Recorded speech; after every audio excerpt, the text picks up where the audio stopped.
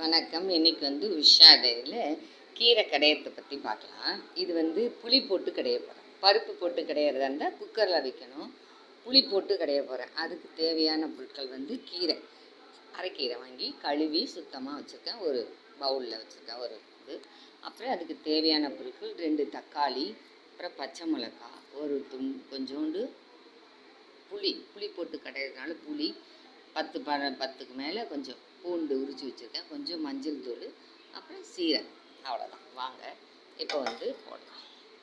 இப்போ இந்த பாத்திரத்தில் இப்போ கீரையை போட்டுட்டோம். அடுத்தது 2 தக்காளி, அப்புறம் அது எல்லாத்தையும் போட்டுக்கலாம். பூண்டு இது எல்லாத்தையும் போட்டுட்டோம். அவ்வளோதான். இது முழுகிற அளவுக்கு தண்ணி ஊற்றிக்கலாம். இது முழுகிற அளவுக்கு இருந்தால் போதும். அவ்வளோதான். இது அவ்வளோதான் வச்சாச்சு. இது சும்மா ஒரு 10 நிமிஷம் இல்லை ஒரு 1/4 ஹவர் இருந்தால் போதும். அப்படியே எடுத்து கடைஞ்சி தாளிக்க வைங்க. இப்போ பார்க்கலாம். இந்த பாருங்க, கீரை வெந்துருச்சு. இப்போ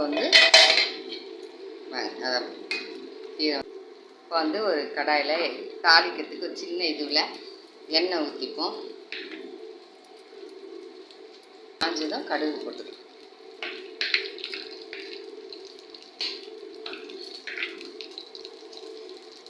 இப்போ இதுக்கு மிளகாய் கிள்ளி வச்சுருக்கேன். தாளிக்கிறதுக்கு 2 பூண்டு நசுக்கி வச்சுருக்கேன்.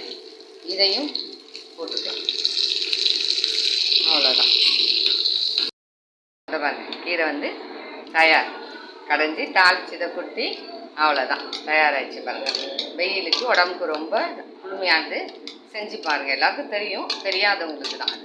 பருப்பு போடுறது அப்படியே சும்மா டக்குன்னு ஆகும். புளி போட்டு கிடையாது, டக்குன்னு குக்கரில் வைக்க தேவையில்ல. ஒரு 10 நிமிஷம். கீரை தானே வெந்ததுன்னா போதும். அவ்வளோதான். நன்றி.